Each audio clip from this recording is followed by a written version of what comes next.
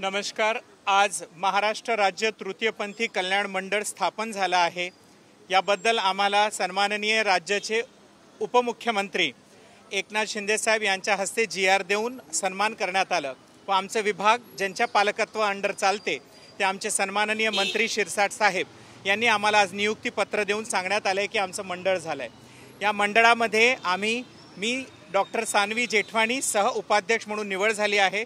माझ्यासोबत मुंबई येथील doctor Salma Khan Kinnarma trust व येथले ज्येष्ठ गुरु आमच्या सोबत आहेत। त्यासोबत राणी ढवळे नागपूर, डॉक्टर नीता, त्यानंतर डॉक्टर योगा, त्यासोबतच मयुरी आळवेकर कोल्हापूर, त्यासोबत शीतल शेंडे अमरावती व आताच किन्नर आखाड्याचे ज्यांना महाराष्ट्र राज्याचे अध्यक्षपद दिले त्या आमच्या जोगी पार्वती जोगी धुळ्या येथून या सर्वांची निवड आमच्या तृतीयपंथी कल्याण बोर्डावर झालेली आहे। आज हे बोर्ड खूप वर्षानंतर स्थापन झाले कारण आमची महायुतीची सरकार आहे म्हणून हे स्थापन झालं आहे। कारण आधी खूप बोर्ड झालं पण तृतीयपंथी हा समाज नेहमी उपेक्षित राहिला आहे। त्यांच्या समस्या अनेक आहेत पण या समस्यांना आज कुठेतरी चालना मिळावी। आमच्या अनेक प्रश्न आहेत, त्यात अन्न, वस्त्र, निवारा, रोजगार, आमच्याबद्दलच्या अनेक समस्यांना आता कुठेतरी या बोर्डाच्या माध्यमाने, या कल्याण मंडळाच्या माध्यमाने चालना मिळेल। या माध्यमाने आमचं घरकुलचे प्रश्न, विद्यार्थ्यांना स्कॉलरशिप पाहिजे, अशी अनेक समस्या ज्या काही विभागामध्ये येत आहेत त्या आम्ही हळूहळू पूर्ण करण्याची शाश्वती आमचं पूर्ण बोर्ड देत आहे।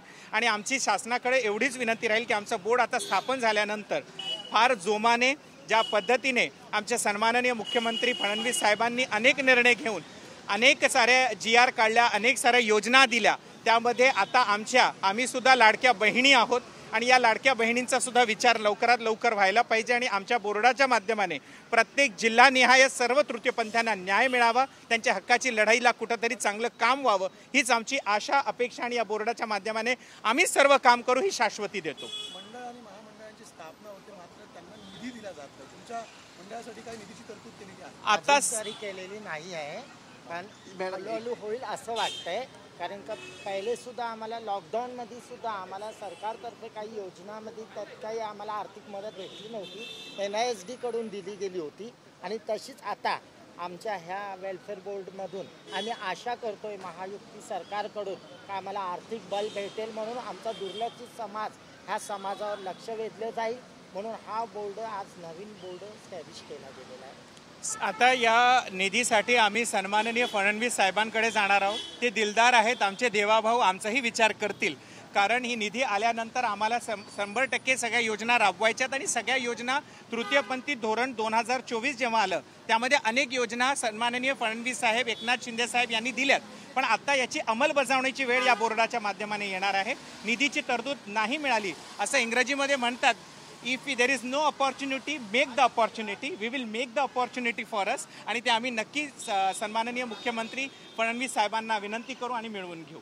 धन्यवाद। ओके, या मंडळासोबत तुमच्या किन्नर समाजासाठी आश्रमाची देखील मागणी केला काही वर्षापासून त्याबाबत काय चर्चा झाली? आता सध्या आज चर्चा नाही झाली, फक्त नियुक्तीपत्र देण्यात आले पण हा सकारात्मक विषय आमच्या सरकारने ठेवलेला आहे की ज्याच्यामध्ये आमचे आश्रम असतील किंवा निवास शाळा असतील किंवा निवासाचा प्रश्न असेल, आवास योजना असतील, या सगळ्यांवर चर्चा करू, लवकरात लवकर बैठक लावू असं शिरसाट साहेबांनी सांगितलं। त्या माध्यमाने काम होईल असं सांगण्यात आलेलं आहे।